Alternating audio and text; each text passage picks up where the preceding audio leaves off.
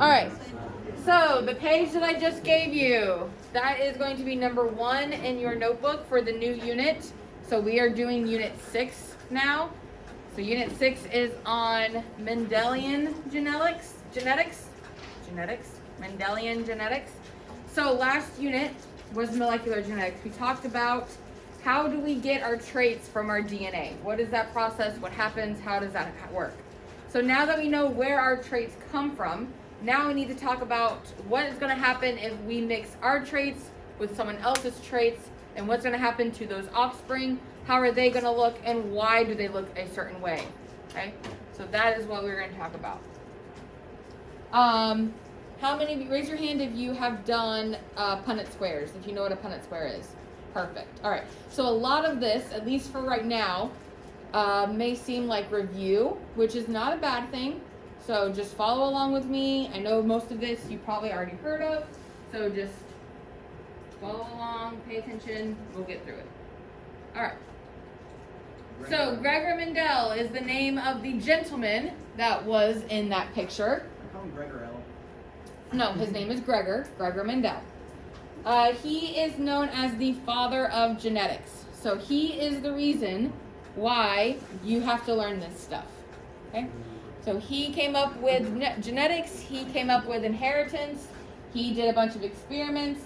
He is the reason why we know a lot of the things we know today about genetics. So genetics is the study of heredity. Okay? How he did that, or what he did, was he studied pea plants. So pea plants, and some other plants, he used some other plants, but mostly pea plants. The reason he used plants are because plants are very easy to manipulate, and it's very easy to isolate plants. Okay, so you just pull the plant away from the other plants, and now you can study that plant individually, and you can do experiments with that plant, and then you can grab another plant and bring it over, and you can just study those 2 plants. So it's very easy to manipulate, and it's very easy to study just 2 plants instead of a whole population. Yes, ma'am? I have a question about like the unit I asked it.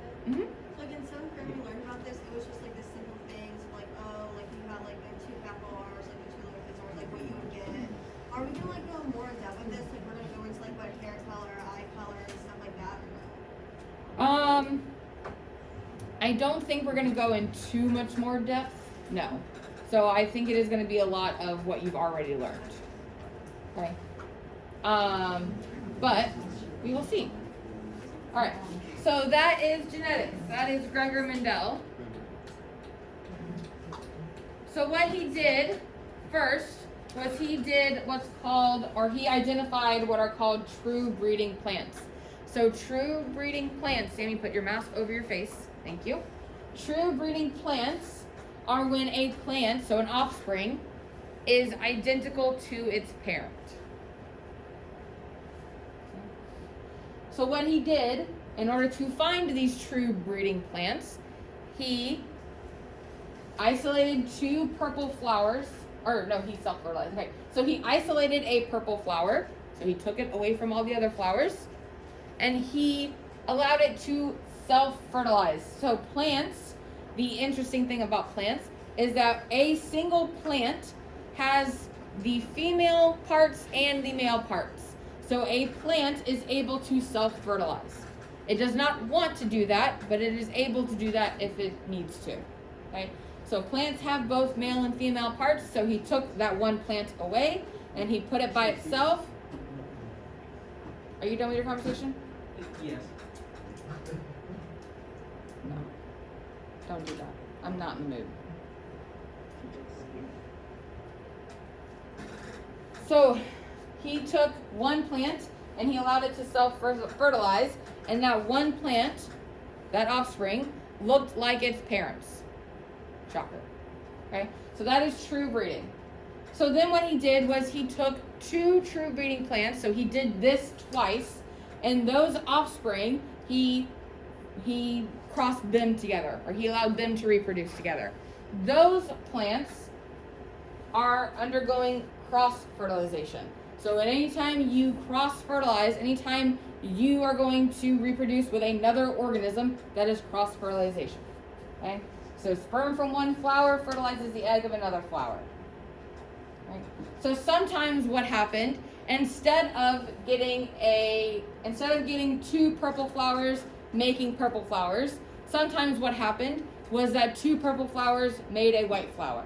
And so that's when we did some more study, because we're wondering what is going on. Why is this white flower being made from two purple flowers? Or what happened as well is that we have a purple flower and we have a white flower that are coming together to make a purple flower. So another idea or another assumption of what inheritance was, so why do you look the way that you look? A lot of the assumption was because you do. It's just the way it is. Another idea was that when parents come together, they kind of blend to make offspring. So think of it as paint. If any of you have ever painted anything, if you had purple paint and you had white paint, if you mix those together, if you blend those together, what color should you get? Light pink. Pinkish, but if it's purple, then it's going to be Light purple. light purple. Thank you. So you should get light purple, but that was not what's happening. What was happening was that our offspring were the exact same shade of purple as one of the parents. They were not blending together in the sense of purple and white make light purple, or pinkish, I guess. Okay? So what you have is you have alleles. So those are your letters. Those alleles are representing traits. So if you have capital letters, those are called your dominant alleles. And if you have lowercase letters, those are called your recessive alleles. So for this situation, our dominant allele, our dominant trait is purple. So we have two capital P's, we have two dominant alleles, we have a purple plant. Here we have two recessive alleles, so we have a white plant. What's going to happen is that this offspring is going to get one allele from one parent and one allele from the other parent. So it's going to, one of the possibilities, there are multiple possibilities, but one of the possibilities is that it gets the one capital P from this parent and one lowercase p from this parent, and it makes a offspring that is purple because it still has the dominant trait of our capital P, of our purple trait. It still has that dominant allele, so it's going to be purple. So that is what's going on.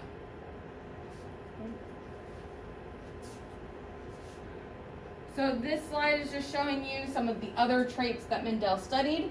So again, he used pea plants because plants are easy to manipulate. It's easy to study these things. And these are the different traits that you can study just by using one pea plant. So you can study their seed shape. So is it round or is it bumpy? Seed color. So is it yellow or is it green? Is the seed coat color white or gray? Is the pod shape smooth or bumpy? Is the pod color green or yellow?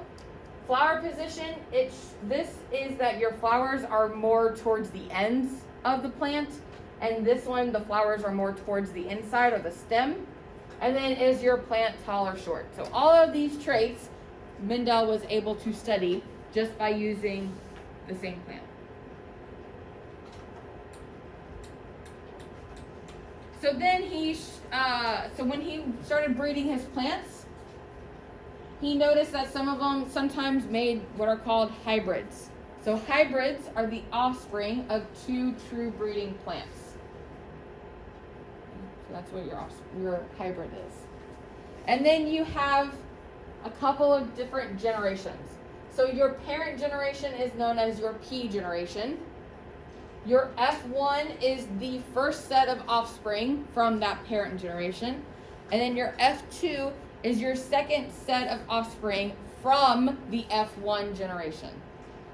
So think of it as you guys are the F2 generation. So you guys are the F2 offspring, which are the offspring of F1, which are your parents, which are the offspring of the P generation, of the parent generation, which are your grandparents. Okay? So for this instance, think of your grandparents, your parents, and then you, but your questions will specify which one you're dealing with. Okay, just one comes after the other.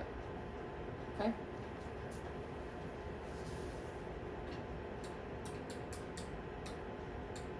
Alright, so again, we have what are called alleles. Alleles are represented by our letters, and those alleles represent traits. So whatever trait we're talking about, it's going to have a letter associated to that trait. And then those letters can either be capital or dominant, or lowercase and recessive. So if you have two alleles that are the same, you have a homozygous organism. So the prefix homo means the same. So if you are homozygous, you have the same alleles. So for example, if you have the alleles capital T, then that is homozygous. What is another option for a homozygous individual? Two lowercase t's, yes, lowercase t, lowercase t. And then we have also our heterozygous. So the prefix hetero means different. So this means that we have different alleles. So for example, we have big T, little t. That is our heterozygous. Do we have another option for a heterozygous individual? No. What if we had little t, big T? Would that be different? Would that be different phenotypically? No, it would not. So if you have a capital letter, then you will have your dominant trait. Usually, we do not write the little t first, or the little letter first. We always write the big letter first. If you have a big letter, that one is written first because that is your dominant trait. So you will not write it as little t, big T. You would write it as big T, little t. Okay. So only one option for your heterozygous, two options for your homozygotes. Or homozygous, heterozygous. And then we kind of already talked about dominant and recessive. So again, dominant is the allele in a heterozygous pair that affects the trait. So if you have your dominant allele, you have a capital letter. If you have at least one capital letter, you will have that dominant trait. Your recessive allele is the lowercase letters, represented by a lowercase letter. The only time that you will have the recessive trait is if you have two of the recessive alleles. So if you have two lowercase letters, that is the only time that you will have the recessive trait. You have to have two of those little letters, two of those lowercase letters, in order to have your recessive trait. If you have at least one dominant letter, one capital letter, you have that dominant trait. It is going to dominate your phenotype. Okay? So you tell me at the bottom, are these dominant or are these recessive? What about number 1? Number 2? Number 3? Number 4? Number 5? Number 6? Number 7? Very good. Perfect. So any capital letter is going to be dominant. Any lowercase letter is going to be recessive. You have to have two recessive alleles or two lowercase letters in order to have a recessive trait. As long as you have one capital letter, you will have that dominant trait.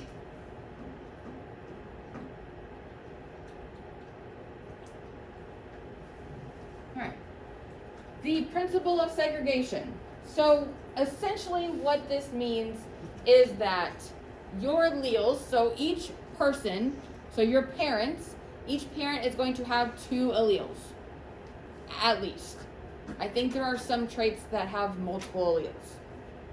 Right? I'll have to see if we're going to go into that or not. Anyway, so at least parents will have at least two alleles.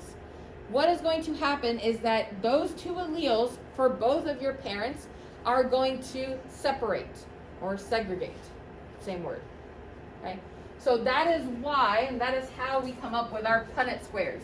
Because our two alleles for both of our parents are going to separate, and we're going to fill in our boxes. So that's why we have 4 different options or 4 different possibilities for our two parents. because all of our alleles are going to separate and make our different possibilities. So that is what the principle of segregation is. Basically, your alleles are going to separate. And why does that happen? Well, going back to meiosis, during meiosis, your chromosomes are separating. And if your traits are on your chromosomes and your alleles represent your traits, that means that not only are your chromosomes separating, but your alleles are also separating. So that is when that occurs. That is also called independent assortment. So when your alleles are separating, they're going to move into your Punnett squares, and they're going to make your different possibilities. It's called independent assortment. It's called the principle of segregation. It means all the same thing. It just means that your alleles are separating because your chromosomes are separating.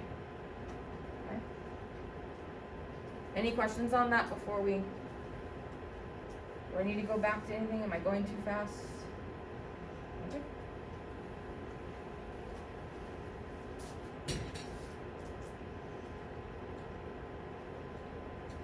So why do we do Punnett squares? And why do you need to know how to do Punnett squares? Because most of this unit, most of this information, is going to ask you the probability of a certain trait of your offspring. So what your Punnett squares show you are all the possible outcomes of genetic cross. And your Punnett squares are what's going to be used to predict probability. So the thing that you have to keep in mind is that your Punnett squares do not show you that you can make 4 offspring and each one of those offspring is going to look this way. That's not what that's telling you.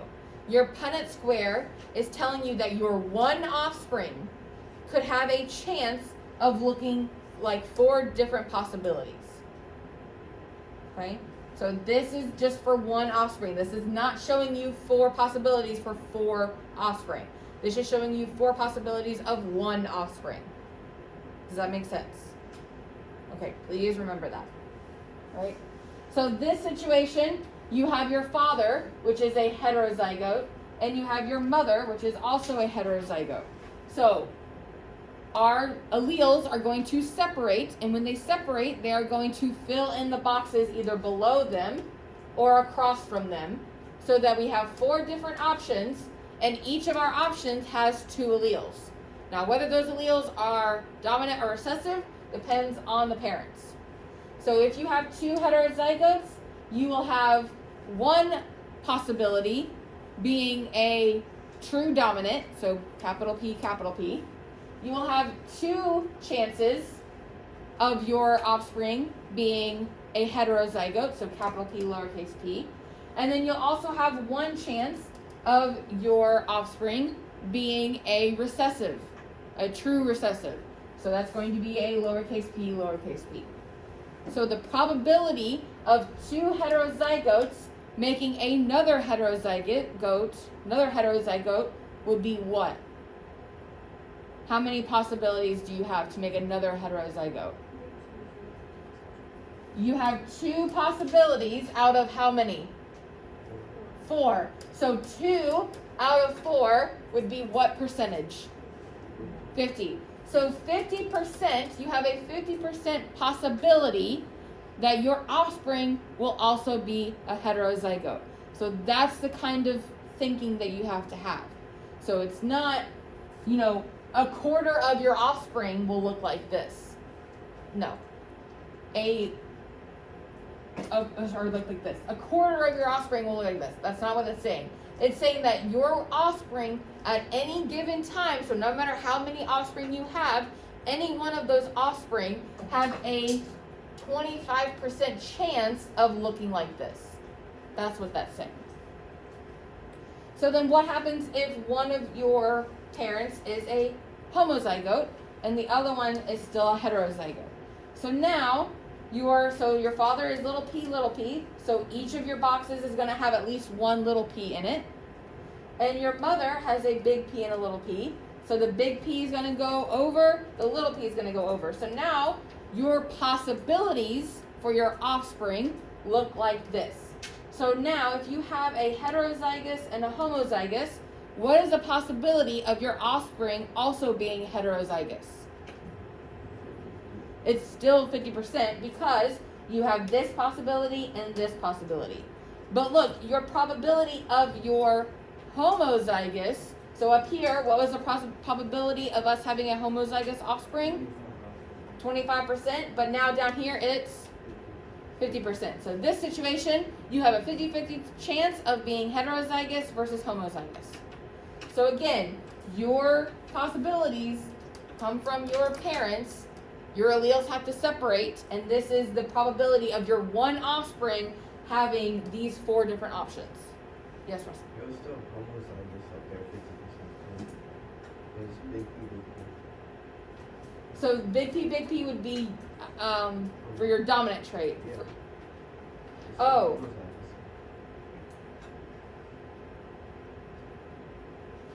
Oh, good job. Yes. Very good. So I meant homozygous as this, but I didn't say that. But yes, yes, technically yes, you're correct. Good job. All right. So that's why. So good point. Make sure you are reading the questions carefully, because depending on the wording of the question will depend on your answer. So reading the questions carefully is very important. All right. So now what you're going to do in your notes is you have this in your notes, right? So I want you to draw the Punnett Square and draw what your 4 possibilities are going to be for these 3 scenarios. So you have capital H, which is for happy, so happy, happy. And then you have capital H, lowercase h, which is dominant for happy, but now we have a recessive for sad. And then capital R versus lowercase r, so we have round versus oval. And then we have capital G's, which are green, versus little g's, which are blue. This one should also be capital R, or lowercase r. Sorry. I don't know why that's not there.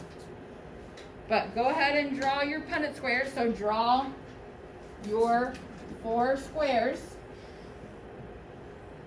And then draw what would be inside your squares. So if I have a capital H and a lowercase h, I need to bring down those. So this one's going to have a capital H, this one's going to have a capital H. Bring down my lowercase h's. Lowercase h, lowercase h. If it's a lowercase, it's going to go second. If it's uppercase, it's going to go first. Okay? So then we do it on top and we do it on the side. So this capital H is going to go in this one, and this one. This one's going to go here, and here. So then your 4 possibilities are capital H, capital H, capital H, capital H, capital H, lowercase h, and capital H, lowercase h. So do that for all 3. This one should be lowercase r. So do that now.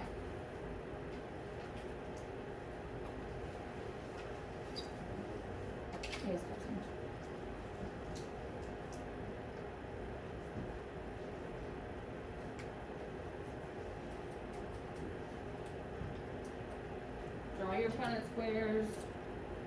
Write in your alleles.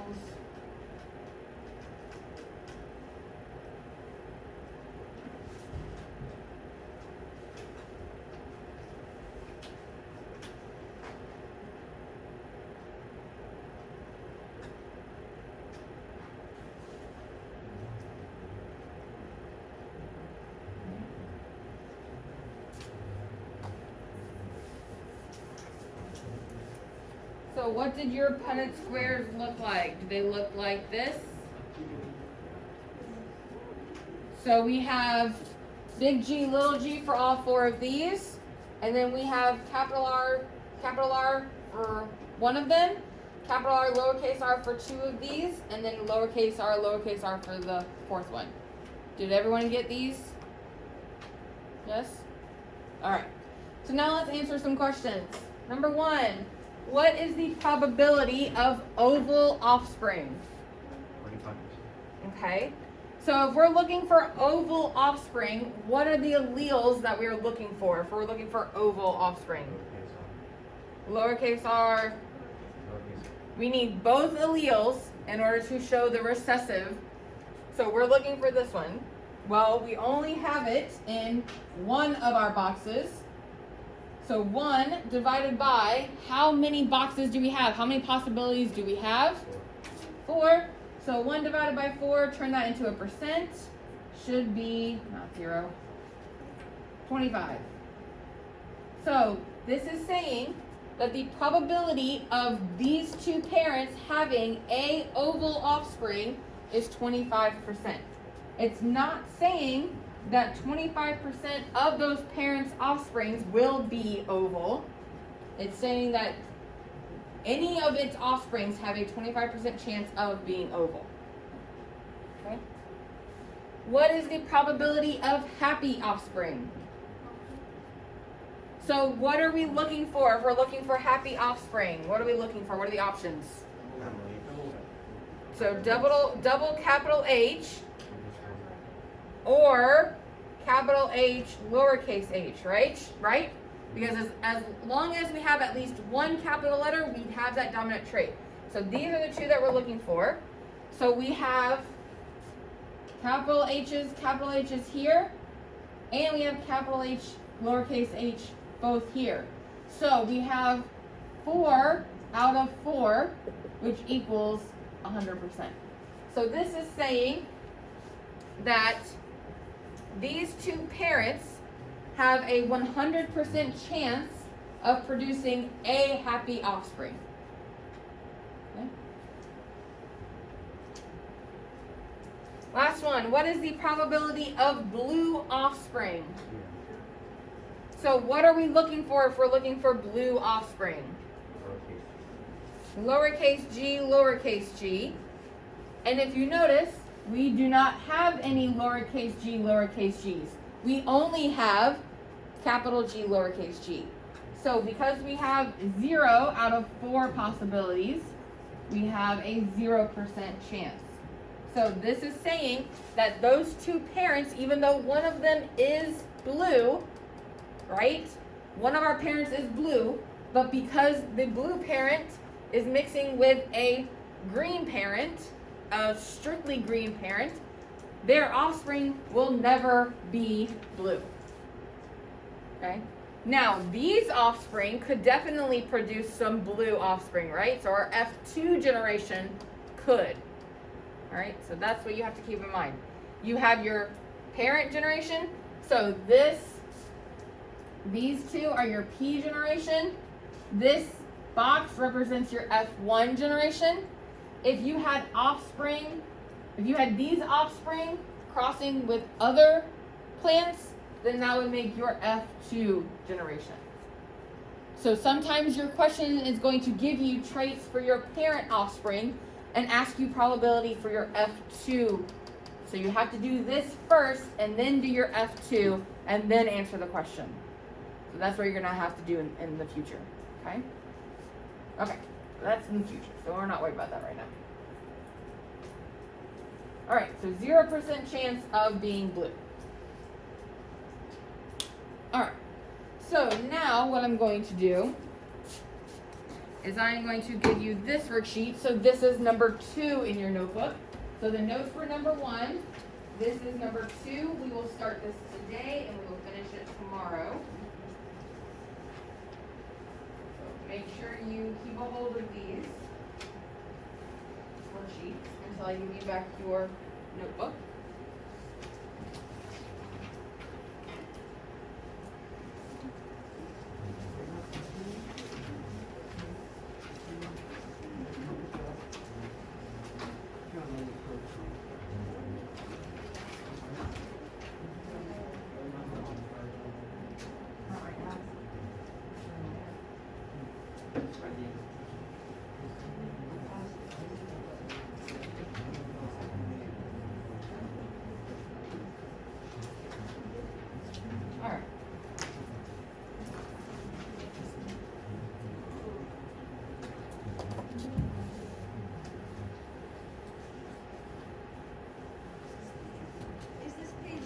That is page 2. So, need one of those.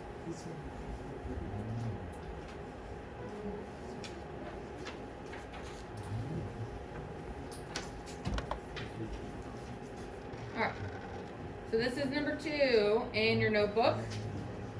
So let's go through this and answer these questions together. So number 2. All right.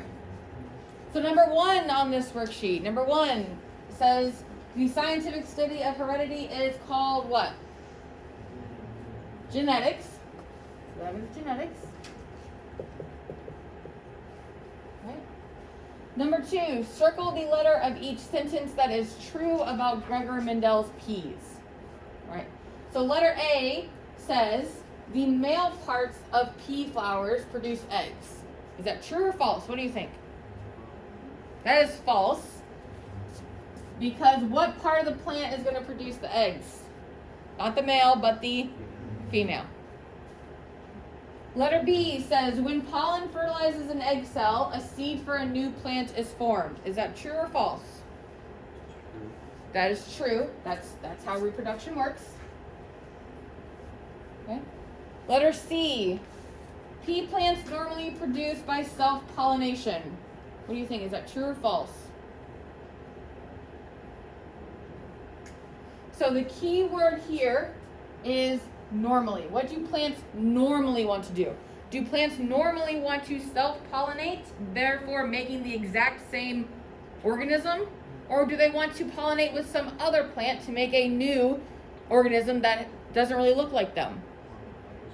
They want to find someone else because they want that genetic diversity. So they do not want to self-pollinate. Now, plants will if need be, if they have to. So their goal is to reproduce, to make more of themselves. If they have to do it by self-pollination, then they will. But they will look for every opportunity to go find another plant or to have bees, hummingbirds, other bugs, insects. They are looking for other plants to fertilize with. They do not want to do self-fertilization. Okay, so C is false because the key word normally. So what do they normally want to do? They normally want to fertilize with other plants. D, seeds that are produced by self-pollination inherit their characteristics from 2 different plants. What do you think, true or false?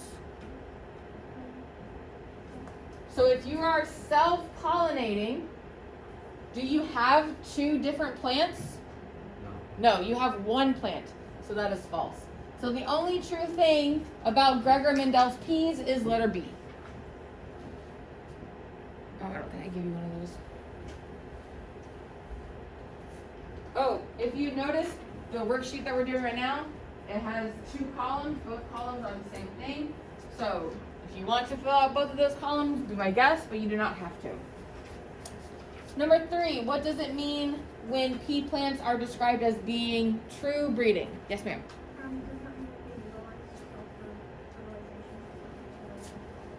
Yes, that's the key, is the identical offspring. But most of the times, it's because of self-fertilization. So during self-fertilization, offspring will be identical to parents. So that is what it means by true breeding, is that your offspring are going to look identical to your parents. Okay. Number 4, to perform his experiments, how did Mendel prevent pea flowers from self-pollinating and control their cross-pollination? So how did Mendel do this whole process and get the results that he got?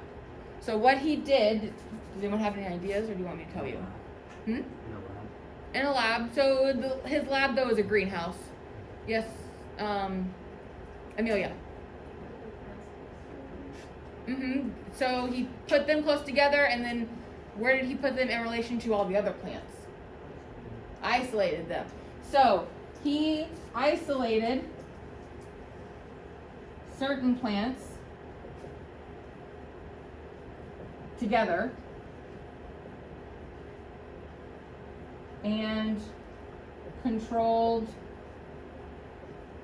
those plants' reproduction process. So what he did was he took 2 plants that he wanted to study. he took them away from all the other plants, but he kept them close together in their own little in space. And then what he did was he actually physically took the male part and the female part of those two plants and put them together to make the offspring. So he controlled every single aspect of those two plants' reproduction process. Okay? So number 5 through 8, you need to match the term with its definition. So number 5, specific characteristics that vary from one individual to another. What do you think those are? I think, yeah, those are traits. C. Number 6, the offspring of crosses between parents with different traits. Hybrids, those are B, hybrids. What do you think chemical factors that determine traits? What do you think those are? So go back to your definition of allele in your notes. What does your definition of allele say?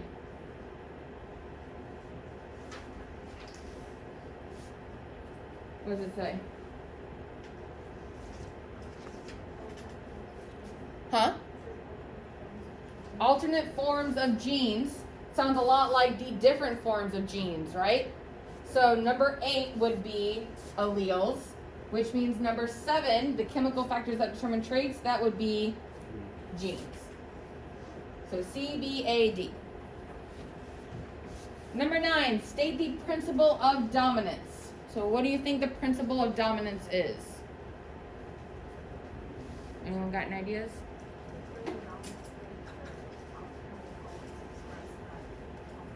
Yep. So if you have a dominant allele, I'm not going to write it down because we only have a couple minutes, but listen. If you have at least one of those dominant alleles, so if you have at least one of those capital letters, then you will have that dominant trait. That is what the state of the principle of dominance is. All right, we will finish this tomorrow and keep going.